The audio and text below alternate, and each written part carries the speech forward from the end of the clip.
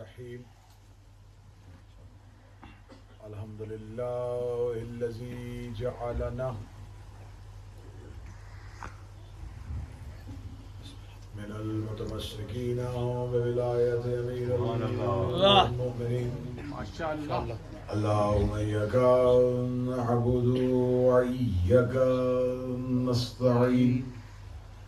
الصلاة والسلام بتحية والإكرام على أشرف الأنبياء والمرسلين وأولاده الطيبين الطاهرين المعصومين، ثم الصلاة والسلام على الصديقة المباركة والرازية المرزية عالمة غير معلمة بنت القلم والنون وزر بين الكاف والنون ودليل إرادة كن فيكون آية الله العظمى وزوجة آية الله الكبرى سبحان الله. حافظة النبوة وناشرة ولاية أم الكتاب أم القرآن أم الأنوار أم العيمة أم الحسن أم الحسين أم المحسن أم العباس وأم أبيها سيدة فاطمة الزهراء.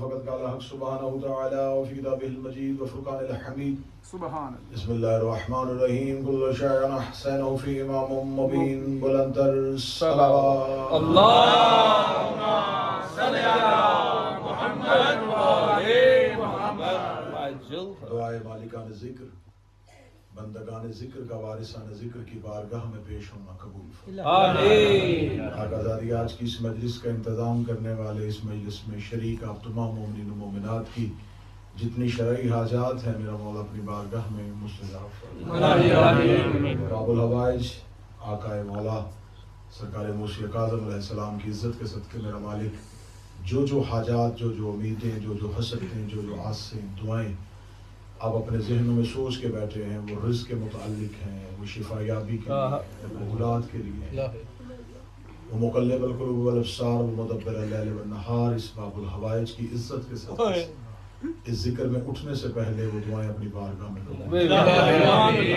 توسل کرتے ہوئے آقا مولا سرکار موسی کاظم علیہ السلام سے بالخصوص جو بے گناہ اسیر ہیں انہیں رہائی، پریشان حال ہے ان کی پریشان، برادر عزیز وقار شیخ حسن ان کے رفقہ کار ان کے دوست احباب، اس امام بارگاہ کے منتظمین متعلقین اور مجھ سے پہلے پڑھنے والے تمام ذاکرین بشمول ناظرین ممبر، ان تمام کی اس ممبر کے مسلط سے ادا کی ہوئی نوکری سیدہ عالمیان اپنی بارگاہ میں قبول. ہمارا شمار سیدہ کے طرفداروں میں، امیر المومنین کے پیروکاروں میں اور مولا حسین کے زداروں میں، ہمارا خاتمہ بالخیر بالعقیدہ اور بالایمان فرمائے. آقا دو جہاں سرکار ولی العصر کے دیدار سے ہمیں مشرف فرمائے. ہمیں مولا کے لشکر میں شامل ہونے کی توفیق دے. دعاؤں کی قبولیت کے لیے ممکن حد تک بلند صلوات اللهم صل على محمد وآل محمد. بعد از رسول امت مسلمان اور مسلمانوں کے ہاں دین کو سمجھنے کے لیے دو نظریات سامنے آئے. ایک نظریہ خلافت اور ایک نظریہ امامت. کیا بات ہے. خلافت کے ماننے والوں نے یہ سمجھا کہ بعد از رسول دین جو ہے وہ خلیفہ وقت سے لیا جائے، خلیفہ وقت کی اطاعت کی جائے اور خلیفہ وقت کو ہی اول الامر سمجھا جائے. کیا بات. نظریہ امامت والوں نے بادشاہوں کا مخالفت کا دور دیکھا. یہ بڑا مشکل ہوتا ہے، اسٹیٹ کی دشمنی، بادشاہت کی دشمنی.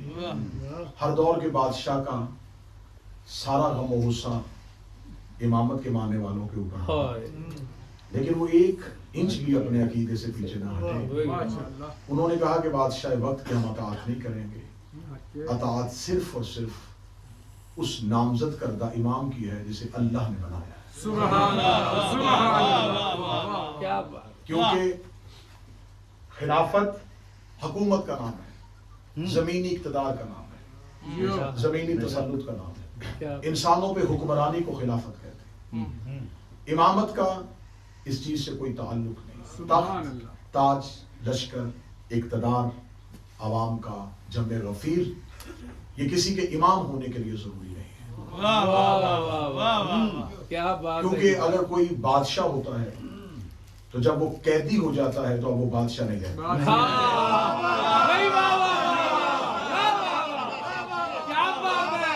کیا بات. جب وہ قید خانے میں چلا جائے گا کیا اب وہ بادشاہ بات نہیں ہے. رہے گا, اب وہ ایک قیدی ہو گیا. اس کا مطلب ہے کہ اس کی حکومت, اس کی حاکمیت اس کے تخت کی وجہ سے تھی, ذات کی وجہ سے. کیا بات ہے. کیا بات. اس کا مطلب حاکمیت اس کی ذاتی نہیں تھی, واہ. اقتدار کی تھی. لوگوں نے اطاعت اس کی نہیں کی, اس کے اقتدار کی. اقتدار کی. اگر اقتدار کے علاوہ لوگ اسے حاکم سمجھتے تھے, اولی الامر سمجھتے تھے, خلیفہ سمجھتے تھے, تو جب وہ زندان میں گیا تب لوگوں نے اولی الامر کیوں نہ سمجھا. اس کا مطلب ہے کہ لوگوں نے عزت خلافت کو نہیں دی تھی, حاکمیت کو دی تھی. امامت کے ہاں یہ اصول ہے ہی نہیں. سبحان اللہ. امام قید خانے میں ہو, امام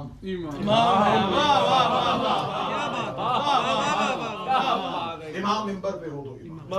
کیا بات. عزیز مصر تخت پہ بھی لانتی تھا, یوسف زندان میں بھی نبی تھا. تخت عزیز مصر کو عزت نہیں دے سکا اور زندان حضرت یوسف کو غیر معزز نہ کر سکا. اس کا مطلب ہے قرآن نے یہ اصول طے کر دیا کہ عزت تخت میں نہیں, عزت عہدے میں جو اللہ عطا کرتا ہے. حضرت یوسف قید خانے میں رہ کے بھی نبی ہے, زندان میں بھی حجت ہے, اور تخت میں بھی لانتی. کیا بات. نمرود نے حضرت ابراہیم کے گلے میں رسی ڈالی, ابراہیم کی عزت میں فرق نہیں پڑا.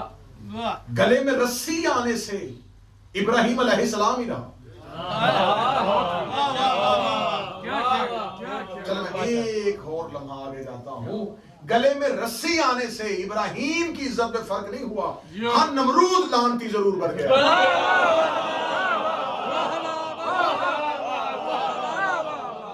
اگر حضرت ابراہیم گلے میں رسی نہ قبول کرتے تو نمرود کا لعنتی ہونا کیسے ثابت ہو؟ اس کا مطلب ہے کئی دفعہ حجت گلے میں رسی اس لیے لے لیتی ہے کہ سامنے والے کی لعنت سمجھ آتی ہے.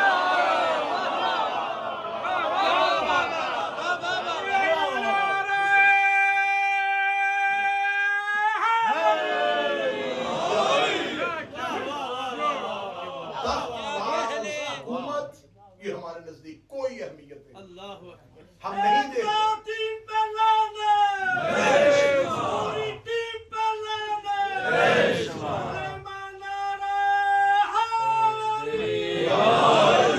ہم یہ نہیں دیکھتے کہ حکومت کس کے پاس ہے. ہم یہ دیکھتے ہیں کہ اللہ کا دیا ہوا عہدہ کس کے پاس. وہ زندان ہو, وہ مسافرت ہو, وہ ہجرت ہو, وہ سفر ہو, وہ تخت ہو. خلیفہ میں اور امام میں ایک فرق ہوتا ہے. جب تک خلیفہ خلیفہ نہیں بنتا تب تک ایک عام پبلک کا آدمی ہوتا ہے. بالکل لاجک آپ کے سامنے. خلیفہ جب خلافت اسے نہیں ملتی تو خلافت نہیں ملی, ایک عام مسلمان ہوتا ہے.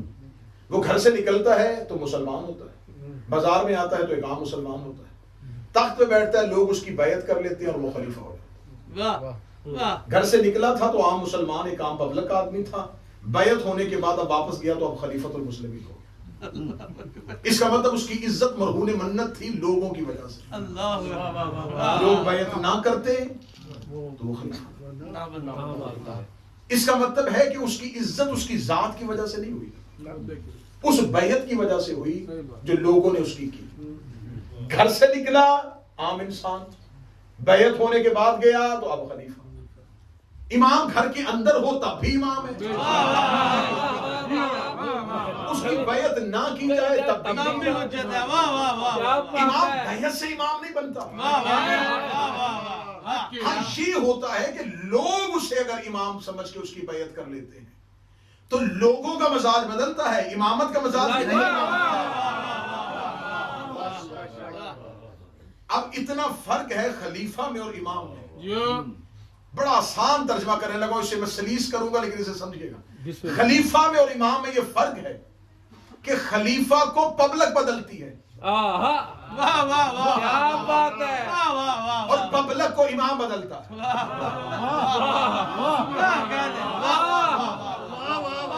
خلیفہ کو لوگ خلیفہ بناتے بدلتے ہیں، اس کا مطلب وہ پہلے عام مسلمان تھا، لوگوں نے بیعت کی، خلیفہ بن گیا، اس کا مطلب لوگوں نے اسے خلیفہ بنایا، لوگ ہی رہے، واہ واہ وہ خلیفہ ہو گیا۔ لیکن امام امام ہوتا ہے، لیکن جب اس کی بیعت ہوتی ہے تو منافق مومن ہو جاتا ہے۔ اب یہ دیکھنا ہے کہ حالات امت کے کون تبدیل کرتا ہے، امام یا خلیفہ۔ ہمیں فخر ہے کہ ہم نے دین خلافت سے نہیں لیا، امامت سے، سبحان اللہ سبحان اللہ، بہت خوب، کیونکہ امامت پیور خالصتاً اللہ کا دیا ہوتا ہے۔ 1,24,000 نبی بھیجے خدا نے، کبھی کسی قبیلے کو کہا کہ اپنی مرضی سے کسی برگزیدہ کو نبی بنا لو؟ اتنے نبی بھیجے خدا، کہہ دیتا کسی قبیلے سے اپنی مرضی سے ایک نبی چنو، خدا نے کہا نہیں، کیونکہ یہ نبی میرا ہے، اس کے ساتھ منسوب ہونا ہے اللہ کا نبی۔ ہاں اگر ہوتا مسلمانوں کا نبی تم بنا لیتے، تم بنا لے، اگر تم بناؤ گے اپنے جیسا، واہ کیونکہ جب بھی لوگ چنتے ہیں تو اپنے مزاج کے مطابق چنتے ہیں۔ ووٹنگ کیوں ہوتی ہے؟ اپنے جیسے کو بنا لو، کیا بات شریف کو بناتے ہیں، شریف کو بناتے ہیں، لوگ مزاج کے مطابق اپنا نمائندہ چنتے ہیں، جس کا جیسا مزاج ہوگا وہ ویسا نمائندہ۔ بے شک، لوٹنے والوں کو لوٹنے والا ہی چاہیے، اگر انصاف کرنے والا آ گیا تو ان کا کاروبار کیسے چلے گا؟ کیا بات لہٰذا انسان بناتے ہیں اپنے جیسا۔ اللہ نے کہا یہ کام میں تمہیں دوں گا نہیں،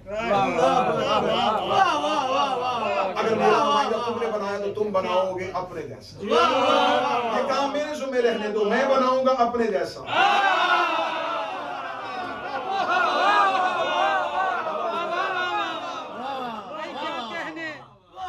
میں بناؤں گا اپنے جیسا۔ پوری گفتگو سرکار حضرت امام موسی کاظم پہ ہوگی، لیکن میں تھوڑی سی تمہید طے کروں۔ بسم اللہ بسم اللہ، بہت خوب، لہذا خلافت اور امامت کا یہ فرق، اللہ نے امام بنانے کی، خلیفہ بنانے کی ذمہ داری خلافت اور امامت کا تدبر خدا نے انسان کو دیا ہی نہیں، مخلوق کو دیا ہی نہیں۔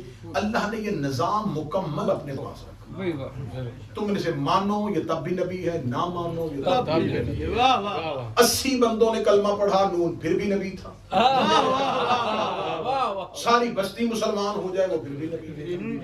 تو تمہارے ماننے سے اس کی نبوت میں فرق نہیں پڑے گا، بالکل ایسے ہی تمہارے ماننے سے میرے امام میں فرق نہیں۔ نہیں بھائی، واہ واہ، اب ہمارے ہاں ہے نظریہ امامت، خلافت اور امامت ایک دوسرے کے، رسول اللہ کے بعد ایک دوسرے کے آمنے سامنے آ گئے۔ اب مجھے وجوہات بیان کرنی ہے، مجھے وہ تمام اسرار بیان کرنے ہیں کہ آخر ہر دور کا خلیفہ ہر دور کے امام کو یا قتل کرتا تھا یا قید کرتا تھا، کیا وجہ تھی؟ جب تک میری قوم کے بچے ان تمام محرکات کو نہیں سمجھیں گے تو وہ شہادت کے راز کو نہیں سمجھیں گے۔ واہ واہ واہ، کیا کہنے کی، واہ واہ، تو مجھے اسرار شہادت پہ گفتگو کرنی ہے، مجھے راز شہادت پہ بات کرنی ہے کہ ہر دور کا بادشاہ میرے ہر دور کے امام کو یا شہید کرتا تھا یا قید کرتا تھا۔ اب مجھے محرکات پہ گفتگو کرنی ہے کہ کیا اس دور میں امام اس دور کے خلیفہ سے تخت کا تقاضا کرتا تھا؟ کیا امام یہ چاہتے تھے کہ اسے تخت سے اتارو اور مجھے بٹھاؤ؟ نہیں، تاریخ کہتی ہے ایسا کبھی بھی نہیں ہوا۔ امام خاموش رہتے تھے، لوگ چن کے کسی کو بنا لیتے تھے، امام خاموش رہتے تھے۔ اچھا، اس دور کا امام کا لشکر بنا کے اس پہ حملہ کرتا تھا۔ جب امام اس خلیفہ کو کچھ کہتے ہی نہیں تھے تو ہر دور کے خلیفہ کو ہر دور کے امام سے دشمنی کیوں تھی؟ جب وہ خاموش رہ جاتے تھے اور ان کی حکومت کے لیے کوئی مشکلات پیدا نہیں کرتے تھے، تو ہر دور کا خلیفہ اتنا بڑا قدم کیسے اٹھا لیتا تھا کہ وہ اپنے ہی رسول کی اولاد کو یا قتل کرتا تھا؟ یہ وجہ کیا؟ میں فضائل پڑھ رہا ہوں، یہ وجہ کیا؟ اب اس کو اگر میں تاریخ کے اعتبار سے کھولوں گا تو شاید مجھے سیرت موسیٰ کاظم علیہ السلام پہ گفتگو ادھوری رہ جائے، اور اسی سوال کے جواب میں ہی میری پوری تقریر 1 گھنٹے کی گزر جائے۔ اسے میں سمیٹ کر عمران بھائی ایک جملے میں بند کرنے لگا ہوں۔ خلیفہ امام کا جسم قید نہیں کرتا تھا، کردار محمد کو لوگوں کی نظروں سے اوچھل کرتا تھا۔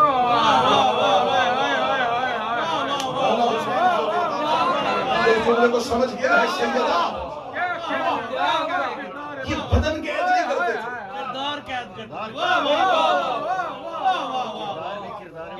کردار مصطفیٰ کو لوگوں کی نظروں سے اوچھل کر لے، کہ اگر مسجد میں امام بھی نماز پڑھے گا تو خلیفہ بھی پڑھے گا، تو پبلک سمجھ جائے گی کہ نبی والی نماز کون پڑھ رہا ہے۔ اگر یہ بھی حج کرے گا اور ہم بھی حج کریں گے، اللہ سمجھ آئے گی مصطفیٰ والا حج کو۔ اگر اس سے بھی لوگ سوال کریں اور خلیفہ سے بھی کریں تو امت جواب سے سمجھ آئے گی کہ پرانی مزاج کے ساتھ کسی جگہ پہ اندھیرا ہو، چور کچھ چرانے لگے اور اچانک کوئی لائٹ آن کر تو چور سب سے پہلے اس لائٹ پہ ہاتھ رکھتا ہے۔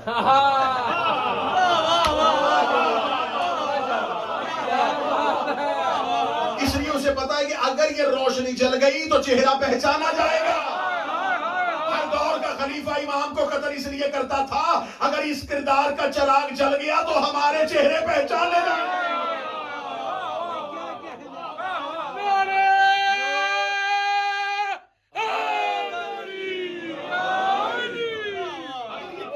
زمانے میں روشن رہا، یہ شمع ہدایت جلتی رہی، تو یہ تو گناہ کرتے نہیں، تو ہمیں گناہوں پہ معافی کون دے گا؟ یہ رشوت نہیں لیتے، یہ کچھ بھی ایسا کام نہیں کرتے، تو لوگ ہمیں چھوڑ کے ان کی طرف چلے جائیں گے۔ لہٰذا کردار کو نظروں سے اوچھل کر، لیکن پھر اللہ نے ان کی فضیلتوں میں ایسی حقیقتیں رکھی تھی کہ ان کے فضائل زندان میں دیواریں پھاڑ کے باہر آتے ہیں۔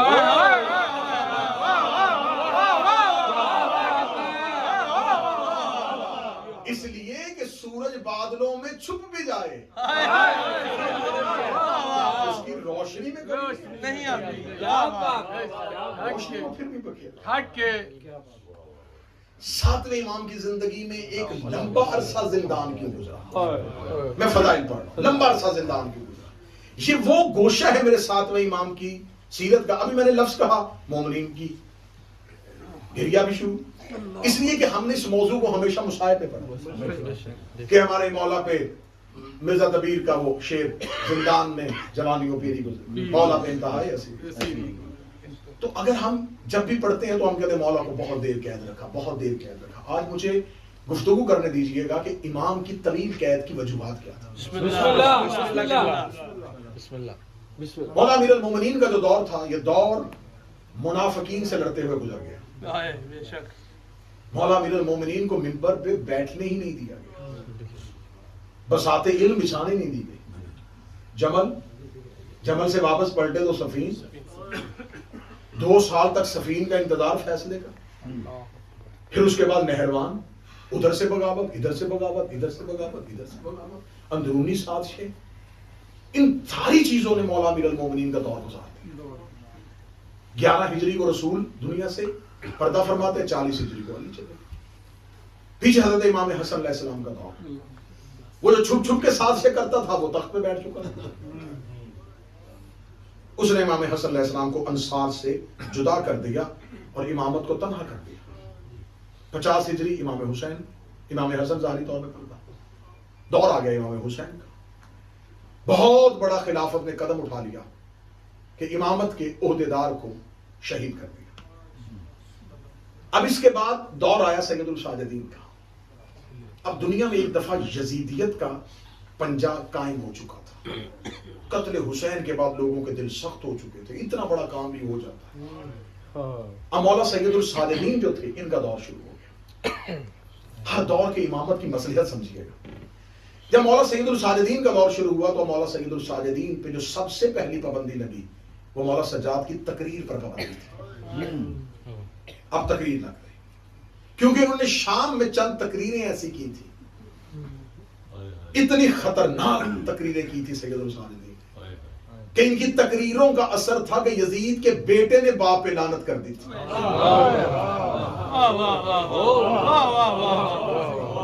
वरना मैं मिंबर में बैठा हूं, मेरी आंखों में आंखें डाल के कोई बताए कि यजीद के बेटे तक कौन सा दीन पहुंचा था। वाह वाह वाह वाह वाह वाह, क्या कहने। जो पलता यजीद के घर में था उसे कौन पढ़ाने आता था, उसे किसने कुरान सिखाया था, उसे किसने तालीमात आले मोहम्मद बताई थी, उसे हक और बातिल का फर्क कौन सिखा गया।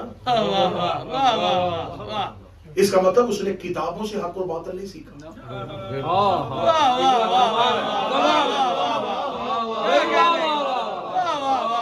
वो यजीद के निजस माहौल में पल रहा था।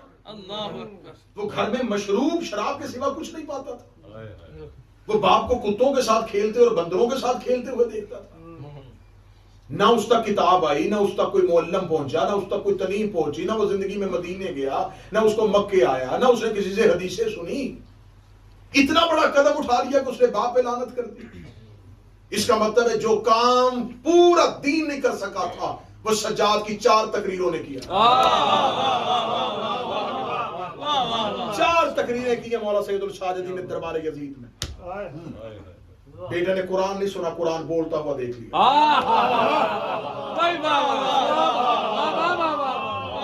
मौजू पसंद आए तो चलते रहिए, बिल्कुल बात से बेनियाज होकर मौजू पढ़। अब इसने कुरान बोलता देख लिया, इसने इतना बड़ा कदम उठा लिया, इसने लानत कर दी। इसने कहा तख्त भी नहीं चाहिए, हुकूमत भी नहीं चाहिए, सिर्फ बाप पे नहीं की। मिंबर के ज़ीने पे बैठा, यजीद के बेटे ने सिर्फ बाप पे लानत नहीं की, उसने तख्त के करीब आ गया, मैं अपने बाप पे लानत करता हूँ, अपने दादा पे लानत करता हूँ, अपने दादा पे लानत करता हूँ। देखा उसने सिर्फ यजीद था, लानत दादे पे क्यों की थी? देखा तो उसने सिर्फ बाप था, दादे पे लानत क्यों की, परदादे पे क्यों की? क्योंकि सैयदुल साजिदीन ने 4 तकरीरों में यजीद को उसका खानदान का शजरा बताया। अब इन तकरीरों में शाम को हिला कर रखी। सबसे पहला काम ये किया, इसकी तकरीर पर पाबंदी लगा। जब तकरीर पर पाबंदी लग गई तो सैयदुल साजिदीन ने दूसरा हथियार निकाल लिया, दुआ। कोई बंदा किसी की तकरीर पर पाबंदी तो लगा सकता है, उसकी दुआ मांगने का तो नहीं। मौला सैयदुल साजिदीन ने दुआओं के जरिए दीन फैलाना शुरू किया। वाह वाह वाह वाह, सुभान अल्लाह। अहले सुन्नत के एक मौलाना कौसर न्यासी होते थे, वो हज के मौका पे गए, किसी शिया ने उन्हें सहीफा कामला दे दिया। वो सहीफा कामला उठाया और उन्होंने पाकिस्तान वापस आके कहा था, अगर हज के दिनों में मुझे कोई शिया सहीफा कामला ना देता, मुझे जिंदगी में अल्लाह से गुफ्तगू करने का तरीका नहीं। क्या बात है। मुझे पता ही ना चलता कि अल्लाह से गुफ्तगू कैसे। अल्लाहु अकबर, क्या कहने सैयदुल साजिदीन। सुभान अल्लाह। मेरा मौला सजाद फरमाते हैं, मैं वो साइल नहीं हूँ जो खैरात न मिलने पर दरवाजा छोड़ दे। हाय हाय मेरे अल्लाह, मैं वो सवाली नहीं हूँ जो खैरात न मिलने पर दरवाजा छोड़ दे। मैं दस्तक देता रहूंगा जब तक दरवाजा। ये अल्लाह से यूं लाड और प्यार से गुफ्तगू करनी कौन सिखा सकता है? वाह वाह वाह वाह वाह, सुभान दुआ ने तकदीर बदल दी, लोग दुआओं के असर में आ गए। अभी हदीस अहले बैत की कोई नहीं गई और मौला सज्जाद की दुआएं मशहूर हो गई। मुश्किल हर घर में होती है, हर किसी को पता चल गया, ये दुआ पढ़ो सैयदुल साजिदीन ने तलीम दी, ये दुआ पढ़ो सैयदुल साजिदीन। सुभान अल्लाह। जब लोगों तक दुआएं पहुंच गई तो दौर इमाम बाकर का आ गया। वाह वाह वाह। उन्होंने कहा मेरे बाप ने दुआएं पहुंचा दी हैं, अब मैं इन तक इल्म भी पहुंचाऊं। वाह वाह वाह वाह वाह। उन्होंने एक छोटा सा स्कूल खोला जिस मदरसे को बाकरिया मदरसा, बाकिर फाड़ने वाला, चीरने वाला, इल्म के सीने को खोलने वाला। सुभान अल्लाह, सुभान बस बड़ी जल्दी जल्दी इमाम से इमाम मूसा काज़म जो स्कूल और मदरसा इमाम बाकिर ने खोला था, जाफर सादिक ने उसे यूनिवर्सिटी बना दिया।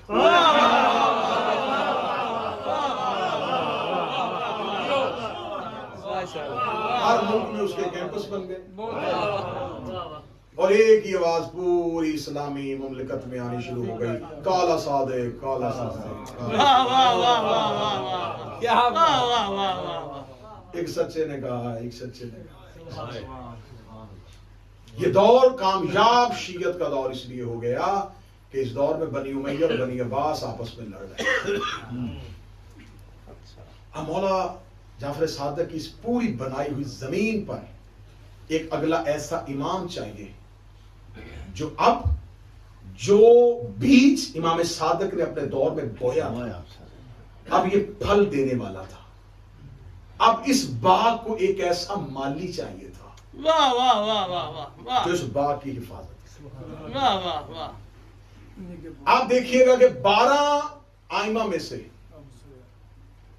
सिर्फ एक मेरे साथ में इमाम है जिनका शिया मिलाद नहीं मनाते। मैं पूरी जिम्मेदारी के साथ 12 इमामों में से एक इमाम है जिसके जश्न नहीं मनाया जाता, मिलाद नहीं मनाया जाता। कोई शिया बोले और कहे कि मैंने जिंदगी में जश्न मिलाद मूसा काज़म सुना है या किया है। उसकी वजह क्या है? उसकी वजह यह है कि इनकी आमद की तारीख सफर में आ जाती, 7 सफर आ जाती। 7 सफर क्योंकि अय्याम गम है इसलिए नहीं। इसकी वजह एक और है, इस इमाम की जिसका आज तुम दिन मनाने के लिए आए हो, 25 मिनट लग गए मुझे इस इमाम पे आते।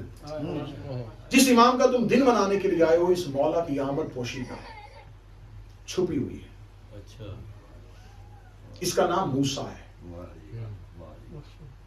एक मूसा नबियों में भी था, उसकी आमद भी पोशीदा थी। वाह, क्या बात है, क्या बात है। और ये बात भी ज़हन में रखिएगा, ये मूसा नबी की वजह से मूसा नहीं है। वाह वाह वाह वाह वाह वाह वाह। नबी मूसा, वाह वाह। ये नहीं है कि हज़रत मूसा नबी की वजह से इनका नाम मूसा है। हाँ, मूसा नबी की वजह से इनका नाम मूसा तब होता, ये मूसा के बाद होते।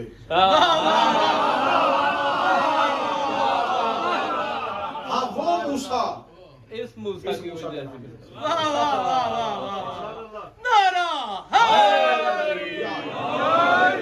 आमद पोशीदा क्यों है? आमद पोशीदा क्यों है?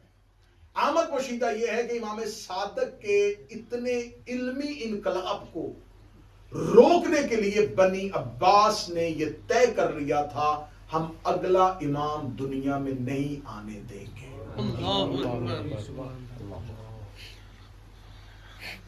इमाम सादिक के और भी बेटे थे। एक बेटे इमाम सादिक इमाम मूसा काज़म के बड़े भाई जिनका नाम हजरत इस्माइल इब्न जाफर, जिसकी वजह से आज भी एक फिरका है शियों में इस्माइल।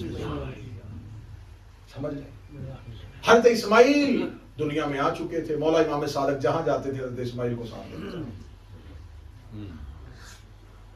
तो जब उनको ज्यादा अहमियत देते थे तो शियों की समझ में ये आ गया कि ये आने वाला है। अब इमाम मूसा काज़म की जो दुनिया में आने की एक रवायत शिया किताब में मिली है, वो हज़रत अबू बसीर से रावी है। अबू बसीर ने उसको रवायत किया है। अबू बसीर मेरे छठे इमाम के बड़े खास साबित और खास शागिर्द थे। वो ये कहते हैं कि हम हज से वापस आ रहे थे और मौला इमाम मूसा काज़म का ज़हूर जो है दुनिया में, वो मदीने में नहीं हुआ। इनकी आमद मदीना में नहीं है, इनकी आमद मक्का में भी नहीं है। ये अबवा नामी एक जगह है जो मक्का और मदीना के दरमियान है, जहां पर रसूल की वालिदा हजरत आमिना की कब्र है। उस बस्ती अबवा में इमाम मूसा काज़म का ज़हूर हुआ है, क्योंकि मदीना मुखबरों से भरा हुआ था। इमाम जाफर सादिक अलैहिस्सलाम हज से वापस आ रहे हैं। अबू बसीर एक वाहिद रावी है शिया किताबों में जो ये कहता है कि इमाम ने अबवा के मुकाम पे आके खैमे नस्ब करवा दिए और लश्कर को रुकने का हुक्म दे दिया। लश्कर रुक गया। अबू बसीर कहता अगली सुबह मैं इमाम की मुलाकात के लिए जब इमाम के खैमे में गया तो इमाम सादिक के चेहरे पे बड़ी मुस्कुराहट थी और बड़ा इत्मीनान और बड़े खुश थे। मैंने मौला से कहा, मौला आज चेहरे पे रूटीन से हट के मुस्कुराहट और खुशी है, मैं जान सकता हूँ इस खुशी की वजह क्या है? फरमाया, अबू बसीर अगर तू जानना चाहे तो क्या मैं तुम्हें आले मोहम्मद के राजों में से एक राज बताऊं? ابو بصیر اللہ نے مجھے ایک بیٹا دیا سبحان واہ، اللہ سبحان واہ۔ اللہ جو میرے بعد آنے والا امام، واہ واہ واہ واہ واہ۔ لیکن اللہ نے اس کی امامت کو پوشیدہ اس لیے رکھا ہے کہ دشمن اس کی امامت کے مخالف ہو چکے ہیں۔ اللہ اللہ۔ اب حضرت اسماعیل ہر جگہ پہ سامنے رہتے تھے اور امام موسیٰ کاظم گھر میں رہتے تھے۔ عباسیوں کی نظریں تھیں حضرت اسماعیل پہ، یہ آنے والا ہے۔ اب پوری نظریں حضرت اسماعیل پہ رہی اور حضرت اسماعیل عین جوانی کی حالت میں مر گئے۔ اللہ اکبر اللہ اکبر۔ جب حضرت اسماعیل کا انتقال ہوا تو فقہ جعفریہ میں ایک کام شرعی طور پر، فقہی طور پر رائج ہے کہ جب آپ جنازہ لے کے گھر سے نکلتے ہیں تو قبرستان تک جاتے ہوئے حکم امام صادق ہے، کیونکہ فقہ اس امام کے طور پر لکھی گئی ہے کہ 3 جگہوں پہ جنازہ زمین پر رکھو۔ وہ منزلیں کہا جاتا ہے، وہ وقف کہا جاتا ہے، وہ رکنا کہا جاتا ہے، وہ ٹھہراؤ کہا جاتا ہے، 3 جگہوں پہ رکو۔ یہ 3 جگہوں پہ رکنے کا حکم پہلی دفعہ کب آیا تھا؟ کیونکہ فقہ بنی ہے اس امام کے دور پہ۔ پہلی دفعہ امام جعفر صادق نے اسماعیل کا جنازہ 3 جگہوں پہ روکا تھا۔ کیا بات، لوگوں کو بلا بلا کے کفن ہٹا کے دکھایا تھا کہ پتہ چلے کہ اب یہ دنیا میں نہیں ہے، تاکہ لوگ اس کی امامت کے قائل نہ ہو سکیں۔ واہ واہ واہ واہ واہ واہ۔ اب حضرت اسماعیل سامنے رہے اور امام موسیٰ کاظم پیچھے تھے، کیونکہ اللہ کی حکمت یہ تھی حجت کو بچانا۔ نبی غار میں ہو تو مکڑی جالا بنتی ہے، اللہ ہر دور میں حجت کو بچاتا ہے۔ چلے میں اس سے بہتر جملہ دے دیتا ہوں، اس سے اچھا جملہ دے دیتا ہوں، اللہ ہر دور میں ایک حجت کے لیے ایک ابو طالب ضرور رکھتا ہے،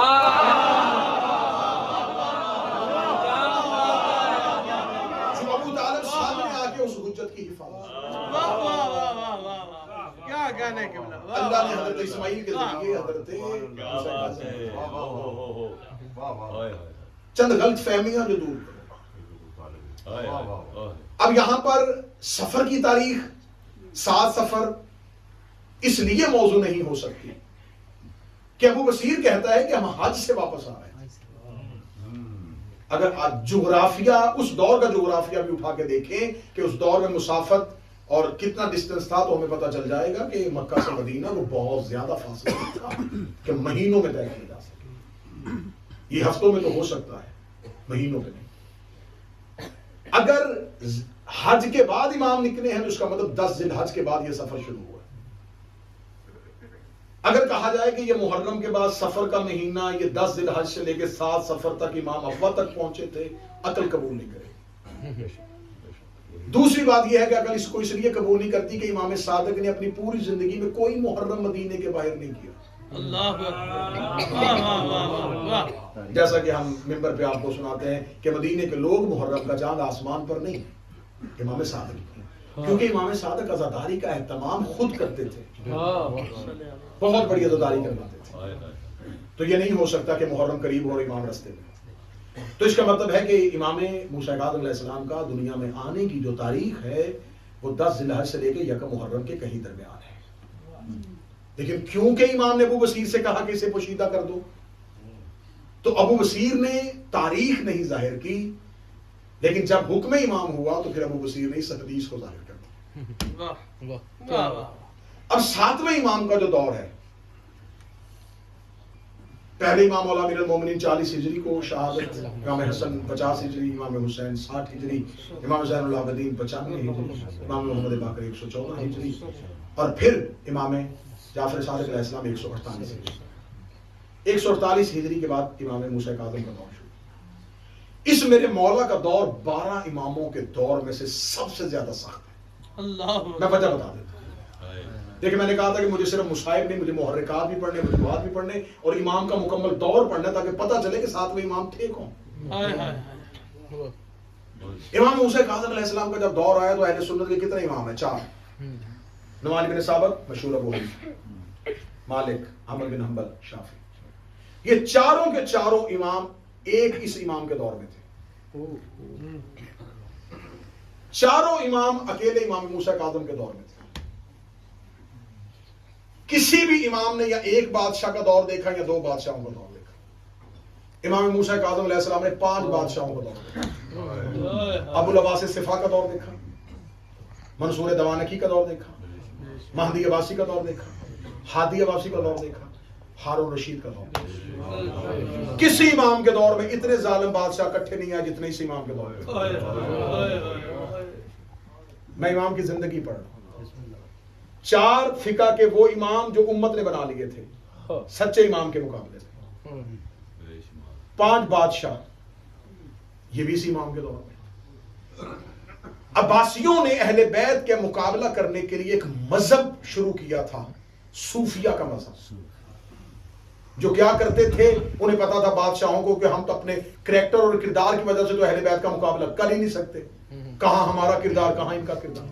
تو انہوں نے کہا کچھ ایسے لوگ پیدا کرے جن کا کردار اچھا بنائے, جن کا گیٹ اپ بڑا اچھا ہو, جو اہل بیت کا مقابلہ کر سکے زہد, تقوی اور عبادت کی بنیاد. ان کا سب سے پہلا صوفی سفیان ثوری تھا, جس نے سب سے پہلے صوفیزم کا آغاز کیا. یہ لوگ ہر وقت مسجدوں میں رہتے تھے, سجدے کرتے تھے, کھردار لباس پہنتے تھے, اللہ کی عبادت کرتے تھے, پرہیزگاری کرتے تھے. عباسی نے وظیفے دیتے تھے, لوگوں کو ان کی طرف متوجہ کرتے تھے, ان سے دعا کروایا کرو, دین پوچھنا ہے ان اماموں سے پوچھو. جو کام بنی امیہ نہیں کر سکے تھے بنی عباسی کر رہے تھے. مسئلہ پوچھنا ہے, روزے کا احکام, طلاق کا حکم پوچھنا ہے, ابو حنیفہ سے پوچھو. ہاں یہ فقہ کا امام ہے, اور وہ کہاں بیٹھا ہوا ہے؟ وہ قاضی القضات بنا ہوا ہے, چیف جسٹس بنا ہوا ہے. بہت بڑی غلط فہمی ہے شیعوں کے درمیان کہ امام جعفر صادق کا شاگرد ہے. شاگرد وہ ہوتا ہے جسے استاد قبول کرے.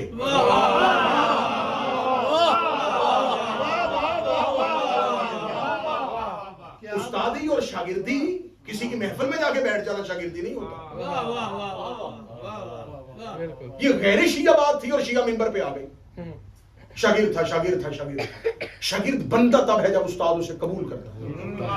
جب استاد قبول ہی نہیں کرتا وہ شاگرد نہیں ہوتا. یہ جو ابو حنیفہ کا ایک قول پڑھا جاتا ہے وہ قول یہ ہے, اگر میں 2 سال جعفر صادق کی خدمت میں نہ جاتا میں ہلاک ہو. کیا بات. یہ امام کے شاگردوں کی محفل میں آ کے کہیں بیٹھ جایا کرتا تھا. پیشے کے اعتبار سے تو کپڑے کا کاروبار کرتا تھا. اب میری مجلس کا موضوع یہ نہیں ہے ورنہ میں پورا شجرہ بتاتا. کہاں سے آئے اور اس کا باپ جو ہے وہ ثابت کیسے مسلمان ہوا تھا, اس کا دادا کہاں سے آیا تھا, یہ تو عرب تھا ہی نہیں. اس کو عرب مشہور کیسے کیا گیا, اس کا اثر رسوخ دربار میں کیسے بٹھایا گیا, سرکاری مولوی بنا دیا گیا.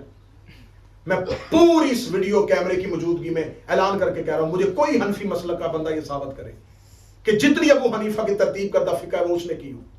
یہ اس کے شاگرد ابو یوسف نے کی. ابو حنیفہ نے تو اپنے دور میں کوئی فقہ کی کتاب لکھی نہیں. اس کے پاس تو ایک سرکاری عہدہ تھا, اسے تو ایک گورنمنٹ کی ایک اہم جاب مل گئی تھی. تمہارا کام ہے صرف, اور یہ امام صادق کی بارگاہ میں جب بھی آتا تھا امام اس سے ناراض ہو جائے. امام اس سے کہتے قیاس سے کام نہ لیا کر, ذاتی رائے نہ دیا کر, مجھے پتا چلا تو دین میں رائے دیتا ہے. اس نے رائے دینا حرام ہے. امام نے فرمایا ہاں سب سے پہلے دین پہ شیطان نے رائے دی تھی.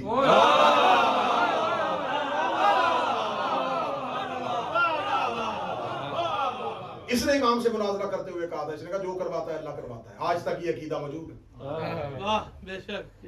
خیر من اللہ شر من اللہ, خیر بھی اللہ کی طرف سے شر بھی اللہ کی طرف سے. اس کا عقیدہ تھا خیر اللہ کی طرف سے شر اللہ کی طرف سے.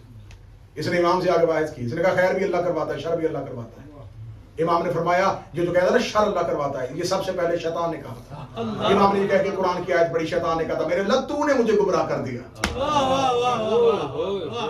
اور یہ کہہ کے مولانا نے فرمایا تھا کہ آدم نے کہا تھا میرے اللہ مجھے سچائی میں داخل کر دینا. جو اپنے عمل میں اللہ سے مدد مانگے. جی بسم اللہ, تھوڑا صلوات پڑھ دیجیے. بہت بلند تر صلوات.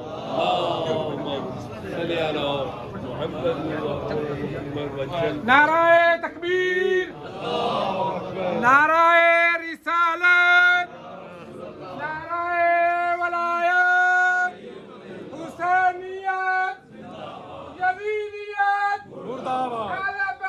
کل دشمنان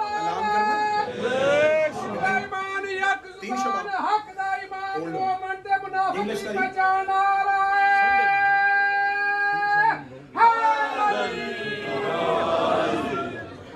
متوجہ بات کی جائے بسم اللہ کوشش کر رہا ہوں اس موضوع پہ بات کی جائے کیونکہ یہ موضوع پڑھے نہیں جاتے ان موضوعات پہ بات نہیں ہوتی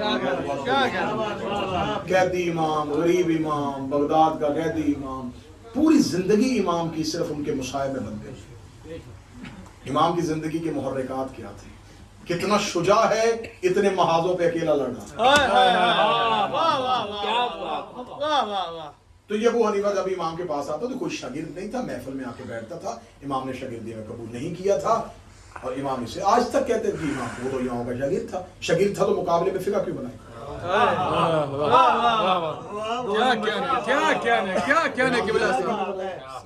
قیاس سے بنائی رائے سے بنائی جسے بعد میں قیاس کہا گیا اس دور میں پہلے رائے کہا جاتا تھا رائے کو قیاس کہا گیا قیاس کو اجتہاد کہا گیا سب سے پہلے اس نے رائے سے کام لیا ہر مسئلے میں میری رائے یہ ہے میری رائے بڑی اس کے مناظرے امام جعفر صادق علیہ السلام نے سے ایک مناظرہ کیا امام نے کہا اس سے کہا تو دین پہ مسائل بتاتا تو مجھے بتا اگر ایک شخص حالت احرام میں ہرن کے 4 دانت توڑ دے تو کفارہ کیا ہے کسی نے اپنی مرضی سے کفارہ بتا دیا امام نے کہا جاہل ہرن کے 4 دانت آگے ہوتے ہی نہیں ہیں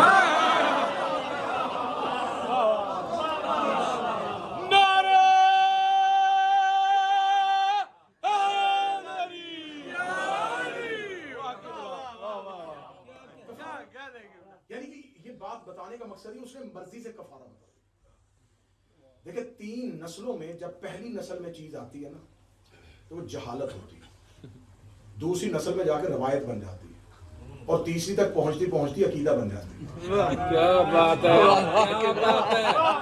ایسا ہی پہلی نسل کی جہالت دوسری نسل میں روایت بن جاتی ہے وہ کہتے ہیں بزرگوں کی روایت ہے اور تیسری میں جا کے وہ عقیدہ بن جاتی ہے اس نے رائے سے کام لیا قیاس سے کام لیا امام اس سے ناراض رہتے تھے امام اس سے نالاں رہتے تھے ایک دن امام اپنے گھر سے نکلے تھے سامنے سے آ رہا تھا تو امام نے عصا تھوڑا لمبا ہاتھ میں تھا امام کی بسم اللہ عصا تھوڑا سا لمبا تھا یہ دوڑ کے اور آ کے کہنے کا مولا عصا جو ہے وہ لمبا ہے امام فرمایا یہ میرے نانا کا ہے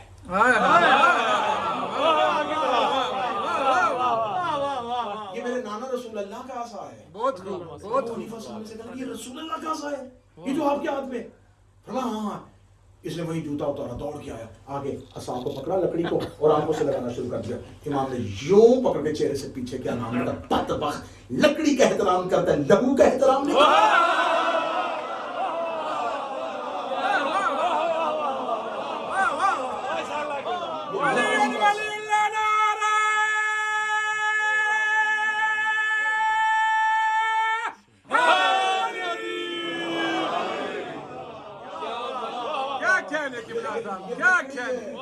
یہ لہو ہے لہو کا احترام اب ایک دفعہ یہ آیا تو امام کی بارگاہ میں تو حنفی مسلک میں آج بھی فقہ حنفی میں یہ ہے کہ آپ نماز پڑھ رہے ہیں اور آگے سے کوئی گزر جائے تو نماز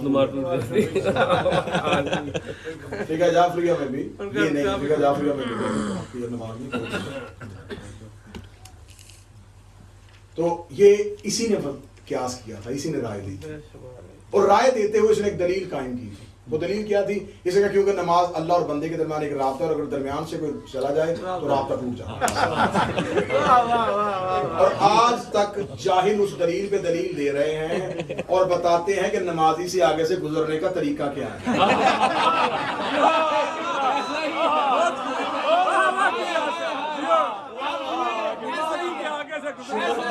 امام اچھا مل گیا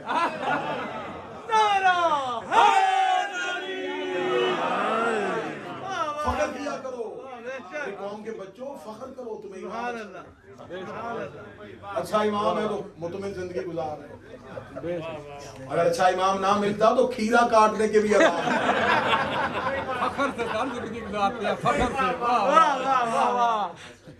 جہلا سے بھری ہوئی ہے دنیا یہ ہے اہل بیت کو چھوڑنے کا نتیجہ اس نے قیاس کیا تو اس نے قیاس کہا کہ اللہ اور بندے کے درمیان خلل آ جاتا ہے تو نماز ٹوٹتی ظاہری طور پہ 4 سال کا سن ہے موسیٰ کاظم جیسے امام جعفر صادق منبر پہ بیٹھے ہو اور وہاں پہ شاگرد بیٹھے ہوئے ہیں ڈھیر کیا شاگرد تھے کوئی فزکس پڑھ رہا ہے, کوئی کیمسٹری پڑھ رہا ہے, کوئی میتھ پڑھ رہا ہے, اور امام منبر پہ بیٹھے ہوئے ایک ایک شاگرد کو اس کے مطابق تعلیم دے رہے ہیں.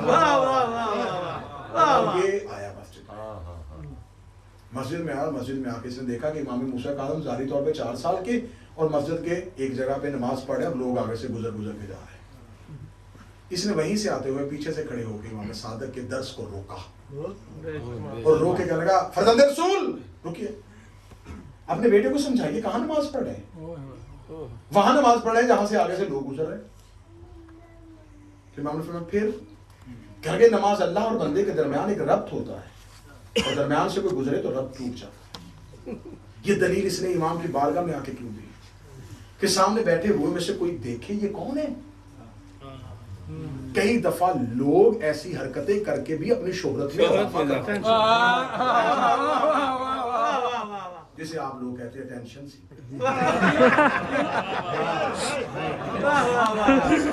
شہرت کے لیے قابلیت تو ضروری نہیں ہے نا,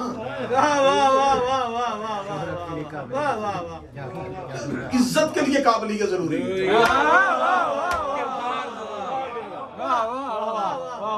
شہرت کے لیے قابلیت. جب اس نے یہ لفظ کہا تاکہ یہ لفظ کہا کہ لوگ پوچھیں گے یہ کون ہے, اس نے اتنی بڑی امام سے کہہ رہا ہے, دلیل دے رہا ہے, آگے سے بحث کر رہا ہے امام سے, تو لوگوں کو پتا چل جائے کوئی ایسا بھی ہے جو امام کی رائے سے اختلاف رکھتا ہے. کیا کہنے, اگر امام اسے جواب دے دیتے, امام نے اسے جواب کے قابل نہ سمجھا. میرے چوتھے شہنشاہ بازار سے گزر رہے تو ایک شخص ملعون نے پیچھے سے آ کے امام کا امامہ زمین پہ گرا دیا, ہاتھ مار کے زمین پہ گرا. امام نے اٹھایا اور سر پہ رکھ کے دوبارہ چل پڑے. پھر آیا, اس نے ہاتھ مارا, پھر گرا دیا. امام نے پھر اٹھایا. ایک سامنے سے شخص آیا, اسے تلوار کھینچی, وہ بندہ دوڑ کے واپس چلا گیا. اسے امام سے کہا فرزند رسول علی کے بیٹے ہیں. وہ بار بار گستاخی کر رہا, آپ نے پیچھے مڑ کے جواب کیوں نہیں دیا. امام نے کہا میں اس بدبخت کا نام تاریخ میں لکھوانا نہیں چاہتا تھا.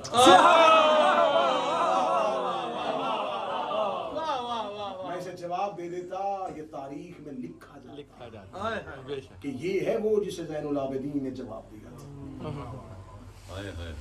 امام صادق نے اس قابل نہیں سمجھا, جس سے گفتگو کرتے تو تاریخ لکھتی. ایک دلیل اس نے دی تھی, ایک دلیل امام نے دی تھی, مناظرہ ہو گیا تھا. امام نے گفتگو شاگردوں سے جاری کی. اس نے پھر کہا میں نے دلیل دی ہے, رد دے. فرمایا اسی سے جا کے پوچھ جو نماز پڑھ رہا.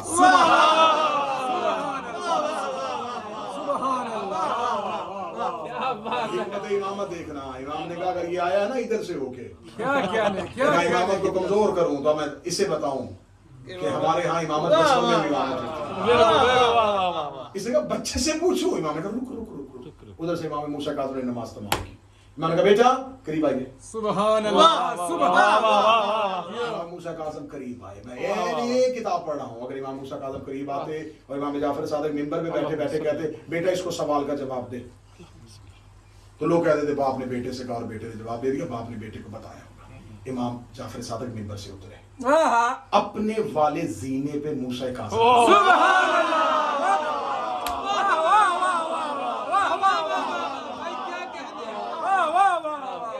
اسے کہا بیٹھ اور سن. ظاہری 4 سال کا. سبحان اللہ. کیا کہنے وقت کا علی منبر پہ آیا. اس نے کیا دلیل دی ہے تو نے میرے بابا کو. کہنے لگا جب اللہ اور عبد ملاقات میں ہو, درمیان میں سے کوئی گزرے تو رب ٹوٹ جاتا ہے. اللہ اور بندے کے درمیان فاصلے سے کوئی گزرے تو عبادت ختم ہو جاتی ہے.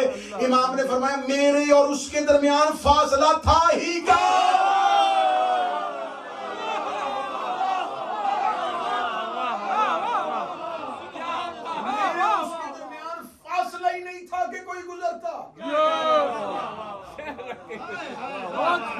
اس نے وہیں سے کہا یہ دلیل تیری ہے, مجھے اس کی قرآنی نص چاہیے. امام نے نحن اقرب علیہ من حبل. اللہ کہتا ہے میں شہادت سے کل ایمان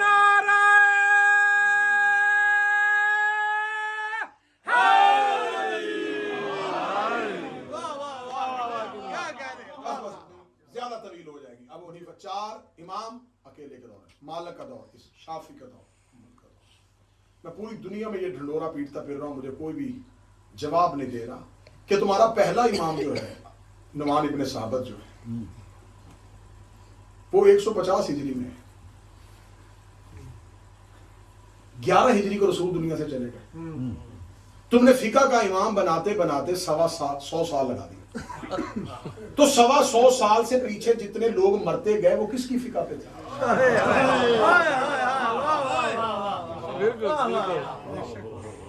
کس کی فقہ پہ عمل کرتے ہیں؟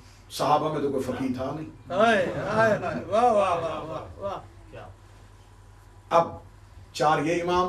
صوفی کون سے؟ میں بڑی جلدی میں نے بادشاہوں کا کردار بتا دیا. 5 بادشاہ, ہر دور کے بادشاہ نے علیحدہ امام کو کنٹرول کرنے کی کوشش کی, سب ناکام. امام کے مناظرے مشہور ہو گئے, امام کے شاگرد مشہور ہو گئے.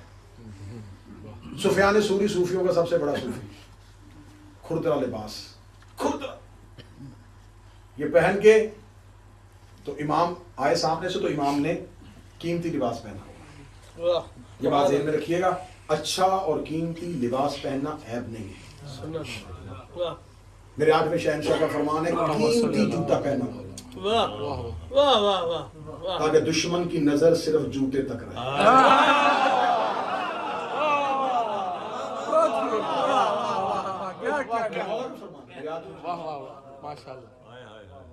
میرے آنکھ میں شہنشاہ بہترین لباس پہنتے تھے, بہترین. ہاں سادگی ضروری ہے, قناعت ضروری ہے, لیکن اگر تم مال حلال سے پہن رہے ہو تو اس میں کوئی سوال نہیں.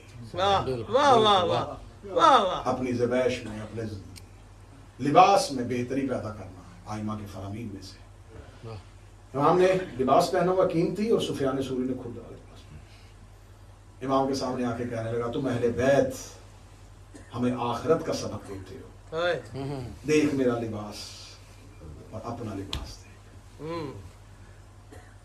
امام موسیٰ کاظم مسکرائے اور امام نے اپنا جو نرم لباس تھا اس کی آستین کو الٹا تو نیچے کھردرا لباس تھا.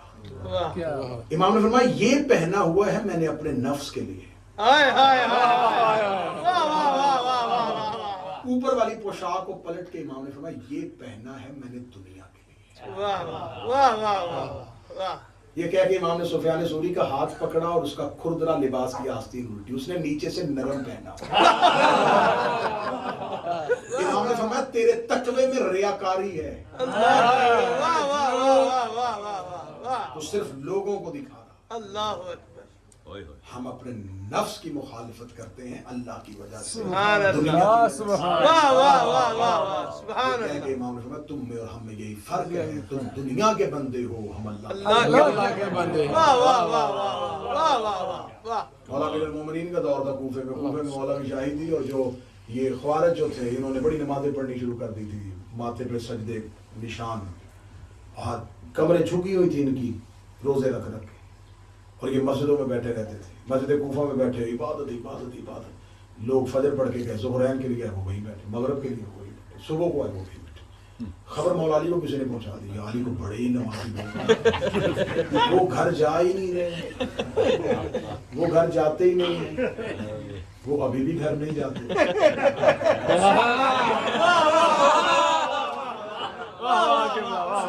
وہ مسجد میں رہتے ہیں. اور انہوں نے کون ہے؟ علی کو بڑے نمازی, بڑی عبادت کر رہے ہیں. امیر المومنین اپنے گھر سے نکلے, تاریخ ہے, آئے تو امام نے انہیں کو اٹھو چلو مسجد سے باہر نکلو. انہوں نے اللہ کے گھر عبادت کریں. مولا علی کا دوسرا دولہا, مولا فرمایا تمہارے گھر نہیں ہے, تمہارے بیوی بچے نہیں ہیں, اپنا معاشرتی نظام کیسے چلاتے ہو, کھاتے کہاں سے ہو؟ اور میں سے یہ اٹھ کے کہنے لگا مل جائے تو کھا لیتے ہیں, نہ ملے تو سو جاتے ہیں. جواب سننا علی کا, مل جائے تو کھا لیتے ہیں, نہیں ملے تو سو جاتے ہیں. فرمایا یہ کام تو کوفہ کے کتے بھی کرتے ہیں.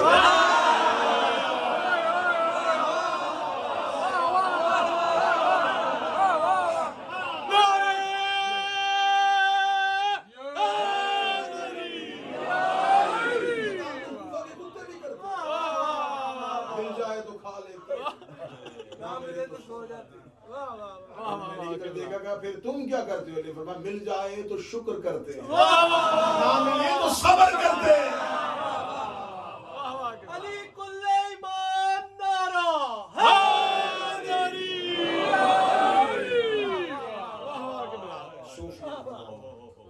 بادشاہوں یونانی فلسفہ 7ویں امام کے دور میں عربی میں تبدیل کر کے پھیلا دیا گیا تھا، کتابوں کی کتابیں لکھی جا رہی تھی کہ اللہ ہے نہیں، یہ کائنات خود بخود ہے۔ فلاسفروں سے علیحدہ، صوفیوں سے علیحدہ، جھوٹے اماموں سے علیحدہ، ظالم بادشاہوں سے علیحدہ، 4 مختلف محاذوں پہ اکیلے امام نے لڑائی کی۔ اللہ زندان میں رہتے تھے لیکن نظام ہدایت کو خاموش نہیں رہنے دیتے، واہ واہ واہ واہ واہ واہ کیا کیا شرکتوں کے ذریعے۔ سبحان اللہ سبحان اللہ۔ میں آخری بات کر رہا ہوں خدائی کے اعتبار سے، اور انشاءاللہ زندگی باقی، ملاقات باقی 3 شعبان کو حسینیہ اسلامک مشن اولڈم میں انشاءاللہ بشرط زندگی و صحت جشن سرکار کریم کربلا کے سلسلے میں حاضر ہوں گے، جی بھر کے آپ کے سامنے ذکر کریں گے۔ اللہ تمہیں زندگی میں کوئی دنیاوی عہدہ دے نا، تمہارے اوپر سب سے پہلا حق ہے علی کے شیعوں کا خیال رکھنا۔ سبحان اللہ سبحان اللہ، کیا میسج، بہت بہت واہ واہ۔ میں نے معاشرے میں یہ بات عام دیکھی ہے، جسے اللہ زیادہ بڑا عہدہ دے دیتا ہے وہ سب سے پہلے یا علی مدد کا جواب چھوڑتا ہے۔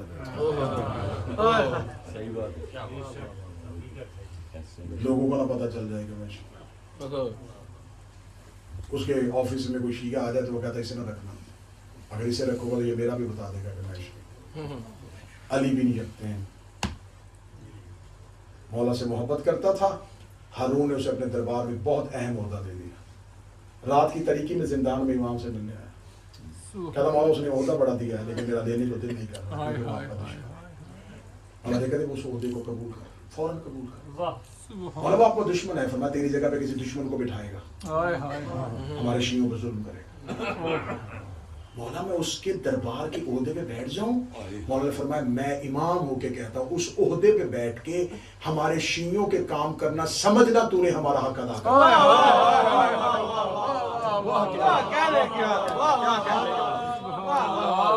ماشاء اللہ قبلہ صاحب۔ شیعہ جسم کی مانند ہو، تکلیف آنکھ میں ہوتی ہے، اٹھتا ہاتھ ہے، بالکل بالکل۔ تکلیف پاؤں پہ ہوتی ہے، روتی آنکھ ہے۔ شیعہ ایک بدن ہے، اس کی انگلی کو بھی تکلیف ہو تو آنکھ کو رونا چاہیے۔ یہ نہ ہو کہ کوئی شیعہ تمہیں مشکل سمجھائے اور تمہیں خوش ہو، کوئی 2 شیعہ لڑ پڑے اور تم مزید دور کرنے کی کوشش کرو۔ یہ وہ میرا امام ہے جس کی زندگی کا لمبا عرصہ زندان میں، اللہ میرے بھائی شیخ حسن کی محنت کو اس امام بارگاہ کے منتظمین سید ماجد شراری صاحب، تمام دوست احباب کی محنت۔ ہم آپ کو بتاتے ہیں 14 سال کی قید، میں پوری تحقیق کے ساتھ بیان کر رہا ہوں، 14 سال آخری قید، آخری پوری زندگی کیا ہر بادشاہ نے اپنے دور میں امام کو قید کیا۔ اگر امام کی زندگی کی قید کا پیریڈ جو ہے اسے کیلکولیٹ کیا جائے تو امام موسیٰ کاظم اپنی زندگی میں 24 سال قید رہے، آخری قید 14 سال۔ جب مکہ میں آخری حج کرنے کے لیے یہ ہارون ملعون گیا تھا تو امام نے اس سے وہاں پر علمی مناظرہ کیا تھا، فرزند رسول ہونے پہ امام نے اس کو دلیلیں دی تھی، اس نے وہیں سے نکلتے ہوئے حکم دے دیا کہ میرے بغداد پہنچنے سے پہلے موسیٰ کاظم کو قید۔ امام موسیٰ کاظم جس وقت قید ہوئے اس وقت میرے مولا قبر رسول میں قرآن پڑھ رہے تھے، مولا قبر رسول پہ قرآن پڑھ رہے تھے، یہ سپاہیوں کے گھوڑوں کے ٹاپوں کی آواز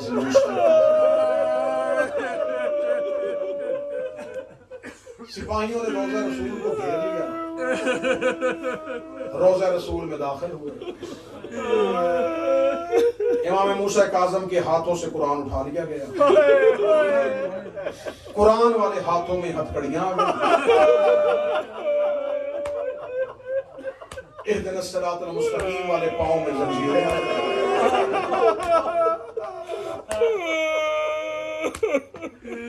انما یرید اللہ کی آیت کو رسول قبر رسول میں فرزند رسول کو قیدی بنا کر کھڑا کر دیا. امام نے سپاہیوں کو دیکھا. امام دیکھ کے کہتے مجھے خبر ہے تم نے مجھے گرفتار کر لیا. میں اس لیے اپنے گھر سے نکل کے قبر رسول پہ آ گیا. میں تو تمہارے انتظار میں صبح سے بیٹھا ہوں. ایک سپاہی دیکھ رہا ہے اگر آپ کو خبر تھی کہ ہم نے گرفتار کرنا ہے تو گھر سے باہر کیوں آئے؟ یہ جملہ نہیں ہے، یہ شیعوں کے رونے کے لیے ہے. بستر تک اس جملے کو یاد کر کے رونا. جب اس نے کہا جب آپ کو پتا تھا ہم نے آپ کو گرفتار کرنا ہے آپ گھر سے باہر کیوں آئے؟ امام رو کے کہتے ہم سے روز روز گھر چلوائے نہیں جاتے. تو ماتم کر رہا ہے حسین کی. اگر میں گھر میں رہتا تو میرے دروازے کو آگ لگا دیتے اور میرے گھر میں میری بیٹیاں رہتی.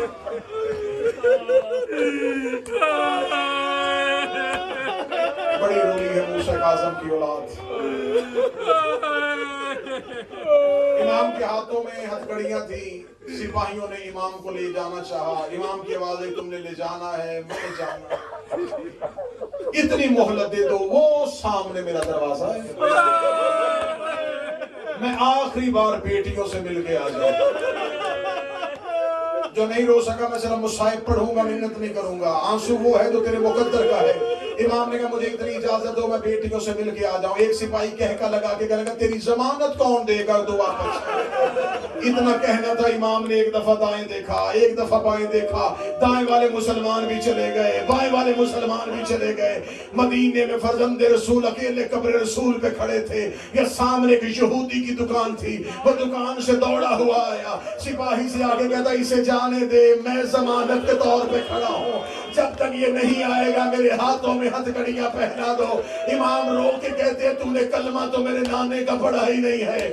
تو میری ضمانت کیوں دے رہا ہے؟ روک دے اتنے سال ہو گئے مجھے مدینے میں. مجھے آج پتا چلا تیری کوئی بیٹیاں بھی ہے. میں نے آج تک آپ کے گھر سے کسی خاتون کی آواز نہیں سنی. روئے میرے ساتھ میں امام رو کے فرمایا میری ایک نہیں میری 16 بیٹیاں. سارے اماموں میں سے جتنی اس امام کی اولاد رولی ہے نا جتنے کاظمی سید بیٹھے ہو غصہ قبول کرنا. جاؤ جا کے قمہ دیکھو چہل اخترام دیکھو. جاؤ جا کے مشہد کا اطراف دیکھو. جاؤ افغانستان ایران دیکھو. رل گئی موسیٰ کاظم کی اولاد. زندان کی دیواروں میں چنے گئے. ان کے لہو کے گارے سے زندان کی دیواریں بنائی گئی. میرے مولا رضا کا ایک بھائی قاسم بن موسیٰ کاظم جس کا ہلہ میں مزار ہے جو گھر سے باپ ڈھونڈنے کے لیے آیا تھا.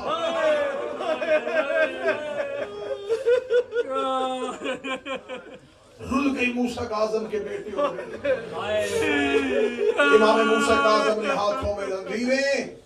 انہوں نے لشکر 2 حصوں میں تقسیم کیے کہ رستے میں کوئی امام کے ماننے والے ہم سے امام کو چھین نہ لیں. سانس لے لیا تم نے. میں نے جملہ اس لیے روکا تھا کہ تم ویسے رو سکو جیسے اس جملے میں رونا چاہتے. تم ویسے گریہ کر سکو جیسے اس جملے پہ گریہ کرنا چاہیے. رہ گئی اس روایت کی ضمانت تو میں علم عباس پہ ہاتھ رکھ کے ضمانت دینے کے لیے تیار ہوں.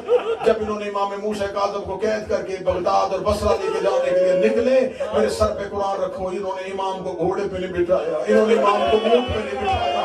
انہوں نے ایک اونٹ کی پشت کے ساتھ امام کو رسیوں سے باندھ دیا. امام کو اونٹ کی پشت کے ساتھ رسیوں سے باندھا. اس اونٹ کے اوپر یمنی چادریں رکھ دی تاکہ کسی کو پتا نہ چلے. اس اونٹ کے ساتھ شیعوں کا 7واں امام मदीना से लेके बसरा तक तेरे मेरे इमाम ऊंट की पुश्त के साथ रस्सियों में। मुझे हुक्म है हसन भाई का शहादत पूरी पढ़नी। सदा तो गैर सदा इसी हालत में इमाम बसरा पहुंच गए। बसरा में हारून रशीद मलाउन का चचा जाद भाई ईसा इब्ने जाफर हुकूमत करता था। ये हाकिम बसरा था, ये बसरा का गवर्नर था। इसके जिंदान में इमाम मूसा काज़म को रखा गया 2 साल। 2 साल के बाद ईसा इब्ने जाफर ने हारून रशीद को बगदाद में खत लिखा। इसका जितने कैदी देने हैं मुझे दे देंगे, एक लेगा। खतरनाक से खतरनाक कैदी दे, मैं रख लूंगा, ये एक ले जा। हारून रशीद ने कहा तेज रफ्तार घोड़ा सवार भेजो इसे को मेरे पास बगदाद आए। ईसा इब्ने जाफर बगदाद हारून के पास गया। हारून देखा क्या हुआ है, क्या लगा वो कैदी आजाद कर दूंगा, इसे अपने पास बगदाद बुलवा ले। हारून रशीद ने कहा मुझे उस कैदी के बारे में बताओ, उस कैदी से डर क्यों किया है। ईसा इब्ने जाफर कहता 2 साल हो गए ना इसकी कोई मुलाकात आई है, न 2 साल में इसे कोई मिलने के लिए आया है। 2 साल में मैंने इसको बोलते हुए नहीं देखा। ये दिन को रोजे की हालत में होता है, रात को सजदे की हालत में होता है। हम खाने के लिए दे तो खा लेता है, ना दे तो नहीं खाता। पीने को पानी दे तो पी लेता है। हमने सिवाय तस्बीह के इसकी कभी आवाज नहीं सुनी। हारून रशीद कहता है फिर तुम्हें इससे तकलीफ क्या है। ईसा इब्ने जाफर कहता है एक तकलीफ है जिसकी वजह से मैं इसे बसरे से भेजना चाहता हूँ। हारून कहता वो तकलीफ क्या है। ईसा कहता है जब शाम का सूरज गरूब होता है ये जिंदान की सुलाखों में सर रखता है, रो के कहता हाय शाम, हाय शाम, हाय शाम। अल्लाह जाने शाम में इसका कौन रह गया है। इसकी आवाज में इतना दर्द होता है बसरे की दीवारें हिलने लगती। अल्लाह जाने इसका शाम के जिंदान में कौन रह गया। अल्लाह जाने ये किसकी अकेली कैद को याद करता है। जितनी जल्दी हो सके इसे बगदाद ले आ। इस मलाऊ ने 2 साल के बाद इमाम को बगदाद बुलवा लिया। बगदाद अब्बासियों का कैपिटल था, मरकज था अब्बासियों। बगदाद में बहुत जेलें थी, बहुत ज्यादा जिंदान थे। इसने सारे जिंदान पान बुलाए, सारे जेल के इंचार्ज बुलाए। इसे इन सब में से सबसे सख्त दिल कौन है। एक ने कहा संदी बिन शाहिद। इसका क्यों सख्त है, उसने कहा इसका दिल भी सख्त है, अहले बैत से बुग़्ज़ भी बड़ा रखता है। इसने संदी बिन शाहिद को बुला के कहा अहले बैत से बुग़्ज़ की वजह। ये कहता मैं यहूदी था, अब यहूदियत की तरफ माइल हूं। हमारा अली ने बड़ा नुकसान किया, मेरे अबा अजदाद को अली ने कत्ल किया था। हारून रशीद मलाउन कहता तेरे दिल में अली के लिए इतनी नफरत है, अगर तुझे अली दे दिया जाए तो क्या करे। क्या लगा एक एक कत्ल के बदले में एक एक ज़रब लगा। इतना कहना कि इस मलाउन ने कैदी मूसा काज़म का हाथ पकड़ा, संदी बिन शाहिद के सामने खड़ा कर कहा ये भी अली ही है, ये अली का बेटा है, जितने बदले तूने अली से लेने हैं इस अकेले से। ये मलाउन मेरे 7वें इमाम को लेके अपने जेल में चला गया। ये मैं मिंबर के मुसल्ले पे हूँ, ये गाजी के अलम पे हाथ है, जनाजा थोड़ी देर बाद आ जाएगा। मैं मिन्नत करके तुम्हें कहने लगा हूँ जुमले को वैसे सुनना जैसे सुनना चाहिए। हम मिंबर पे तुम्हारे डर से पढ़ देते हैं कि 7वें इमाम का जिंदान तंग था, कैद खाना बड़ा छोटा था, कोठरी बड़ी तंगो तरीक थी, सिर्फ इसलिए पढ़ते हैं कि शीयों के जिगर न फट जाए। मैं अलम पे हाथ रख के कहता हूँ कोई जिंदान नहीं था, कोई कोठरी नहीं थी, कोई तंगो तरीक कमरा नहीं था। इस मलाओं ने जिंदान के अंदर एक कुआं खोदा, उस कुएं में चारों तरफ लोहे की बर्छियां लगाई। इसने रस्सियों के साथ मूसा काज़म को उस कुएं के अंदर उतार दिया। 14 साल ज़हरा का बेटा उन बर्छियों में रकू की हालत में रहा। इमाम दाएं होते, दाएं की बर्छियां पहलू में चली जाती, रोकते हाय दादी ज़हरा, हाय मेरी दादी ज़हरा। شیعہ ماتم کر کے جملہ سنا. عمران بھائی ایک دن، ایک مہینہ، ایک سال، 14 سال اس کنویں کے اندر رضا کا غریب بابا 14 سال 183 ہجری کی 23 رجب آئی. ہارون ملعون بیمار رہنے لگا. اس نے کہا میری بڑی خواہش تھی میں اپنی زندگی میں موسیٰ کاظم کا قتل سنتا. میں بیمار ہو گیا ہوں لیکن موسیٰ کاظم ابھی زندہ ہے. اس نے سندی بن شاہی کو بلا کے کہا کیوں سختی نہیں کرتا؟ کہنے لگا بڑی سختیاں کر کے دیکھ لی، بڑی سختیاں کر کے دیکھ لی، اس سے زیادہ سختی کیا کریں؟ ہم نہ اس کو لیٹنے دیتے ہیں نہ بیٹھنے دیتے ہیں. کہنے لگا کس حالت میں رہتا؟ وہ کہتے جب بھی کنویں کا کھڑکی کھولتے ایک ہی آواز آئی ہے شکر اللہ شکر اللہ. وہ ہر وقت تسبیح کی حالت میں رہتا ہے. ہارون کہتا مرضی کی گورنری دوں گا، مرضی کی دولت دوں گا، جتنے دنوں میں جلدی موسیٰ کاظم کو قتل کرے گا اتنا بڑا عہدہ دوں گا. اس ملعون نے مصر سے منگوائی ہوئی شہر سندی کے حوالے کی. سندی بن شاہی زندان میں آیا، اس نے موسیٰ کاظم کو کھانے میں زہر دیا.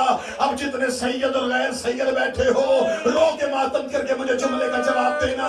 جسے زہر مل جائے اسے دو چیزیں بڑی ضروری چاہیے، ایک پینے کو پانی کے تڑپنے کو جگہ، ایک پینے کو پانی کے تڑپنے کو جگہ. پینے کے لیے غریب کو پانی کوئی نہیں دیتا تھا، تڑپنے کے لیے جگہ کوئی نہیں تھی. موسیٰ کاظم زنجیروں میں تڑپ کے کبھی دائیں کی برچیاں بائیں چلی جاتی، کبھی بائیں کی برچیاں دائیں چلی جاتی. سیارت ناہیہ میں میرا بارما فرماتا ہے میرا سلام اس قیدی پہ جس کے جسم کا گوشت برچیاں کھا گئی، جس کے جسم کا گوشت زنجیریں کھا گئی، جس کے جسم کا گوشت زندان میں رہ گیا. اجروں کا من اللہ، اجروں کا من اللہ، اجروں کا من اللہ. میں آخری 2 یا 4 منٹ پڑھوں گا، جنازہ جب آئے گا میں اشارہ کروں گا. میں منت کر کے کہوں گا کوئی خوش آنکھوں سے نہ اٹھنا. میں اور محنت کر لیتا ہوں، کوئی خوش آنکھوں سے نہ اٹھنا. یہ سوچ کے رونا کہ اسے رونے کوئی نہیں آیا تھا. یہ سوچ کے آدم آدم کر رہا ہے اس کا جنازہ اٹھانے کوئی نہیں آیا تھا. میں منت کر کے کہوں گا میری بہنوں بیٹیوں جب جنازہ تمہارے پاس جائے ہر میری بہن ماتم کرنا، تابوت پہ ہاتھ رکھ کے کہنا مولا تیری بیٹیاں رو نہیں سکی تھی، مولا 1400 سال بعد کنیزیں رونے کے لیے آئی. 23 رجب کو زہر ملی، 23 کا دن، 24 کی رات، 24 کا دن گزر گیا. 2 دن میرا مولا تڑپتا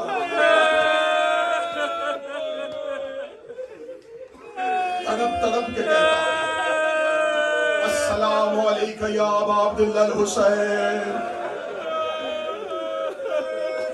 تڑپ کے اپنے دادا حسین کو یاد کرتے رہے. زندان کا سپاہی مشکور کہتا ہے کہ میں نے 24 اور 25 کی درمیانی رات امام کے اس کنویں کی کھڑکی کو اٹھا. وہ کہتا 14 سال سے میں نے اس قیدی کو بولتے نہیں سنا تھا. وہ کہتا جب میں نے دیکھا کہ زندہ ہے یا مر گیا ہے، وہ کہتا میں نے کھڑکی کھولی، تڑپتے ہوئے آنکھیں اٹھائی. مشکور کہتا ہے میرا جسم کانپنا شروع ہوا. امام کی آنکھوں میں اتنی بے بسی تھی. کہتا میری طرف آنکھیں کر کے 14 سال بعد پہلی بار بول کے کہتا تیری کوئی بیٹی ہے؟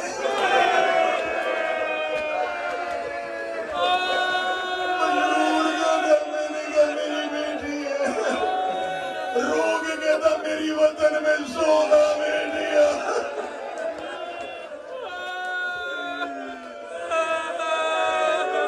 میری آخری رات ہے، میں اپنی بیٹیوں سے ملنا چاہتا ہوں. جب کہنا میں بیٹیوں سے ملنا چاہتا ہوں، مشکور کہتا میرا بدن پسینے میں ڈوب گیا. میں نے کہا کاش میرے پاس اختیار ہوتا، میں تیری زنجیریں کھولتا. میں تجھے مدینے پہنچاتا. وہ کہتا میں نے اتنا کہنا تھا امام دے کے کہتے ہم تیرے اختیار کے محتاج ہیں. وہ کہتا میں دیکھ رہا تھا میں نے زندان کے کنویں میں امام کا بدن نہ پایا. مشکور کہتا میرا دل ڈر گیا کہ مجھے صبح ہارون قتل کر دے گا.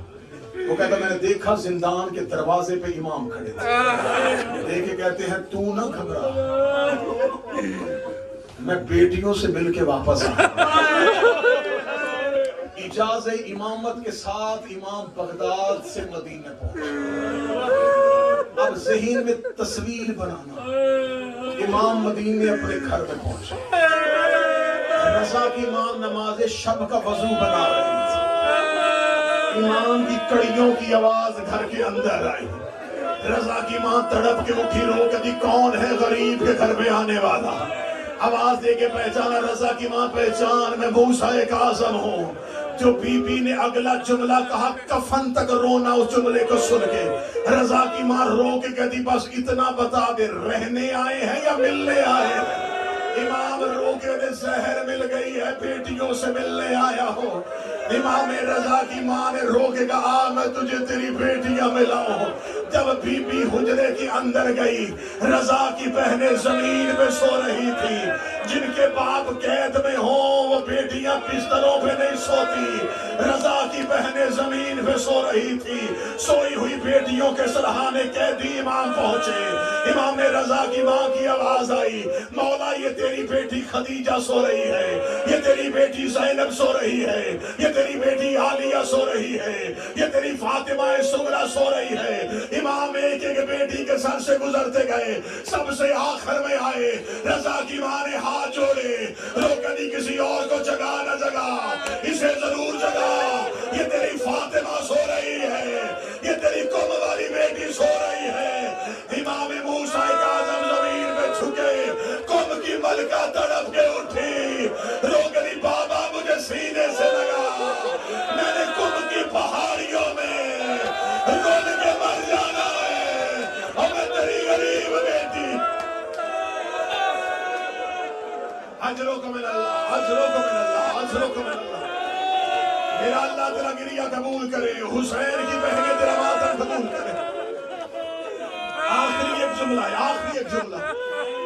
اسرار امامت امام رضا کے حوالے کا, دستار امامت امام رضا کو. بیٹیوں کو آخری سلام. غریب بغداد کے قید خانے میں پہنچا. فجر کی نماز غریب نے زہر کی حالت میں پڑھی. سندی بن شاہ کے ملاؤن نے زندان بان سے کہا زندہ ہے یا مارا گیا ہے. کہنے لگا ابھی تک کنویں سے تسبیح کی آواز آ رہی ہے. اب کوئی سید بیٹھا ہو مجھے معاف کر دینا, کوئی دل کا مریض بیٹھا ہو تو کانوں پہ ہاتھ رکھ لینا. میں 25 رجب میں جنازے سے پہلے میں جملہ چھپا نہیں سکتا. جب اس نے سندی بن شاہ کو جا کے کہا کہ ابھی تک 7واں امام زندہ ہے, یہ ملعون شراب پی رہا تھا, اس نے غصے میں لوہے کا تازیہ نہ اٹھایا, اس نے زندان کے دروازے کو کھولا, اس نے موسیٰ کاظم کے سر میں لوہے کے تازیانے مارنے شروع کیے. یہ تازیانے مار رہا تھا یا پیچھے سے کسی کی آواز آئی چھوڑ دے, ان للہ و انا الیہ راجعون. مر گیا زندان میں. ایک لمحہ مر گیا زندان میں زہرا کا بیٹا, مارا گیا زندان میں زہرا کا بیٹا. میری محنت خراب نہ کرنا, محنت خراب نہ کرنا, مجھے مصاحب کے آخری جملے پڑھنے دینا. جنازہ کہاں تھا؟ زنجیروں میں. لاش کہاں تھی؟ برسیوں میں. اب رکھ میرے سر پہ قرآن, پڑھ دیتے ہیں ذاکر عمران بھائی کہ جنازہ اٹھایا گیا, اٹھایا گیا, اٹھایا اس کا جاتا ہے جو زمین پہ ہو. جنازہ برچھیوں سے کھینچا گیا, جنازہ نیزوں سے نکالا گیا. 4 مزدوروں نے چادر میں جنازہ اٹھایا. یہ بدن نہیں تھا, یہ موسیٰ کاظم کے جسم کا قیمہ تھا, یہ گوشت کے ٹکڑے تھے. جو چادر میں اٹھا کے پورے بغداد پہ آئے, پورے بغداد پہ آ کے انہوں نے جنازہ رکھا نہیں, انہوں نے جنازہ پھینک دیا.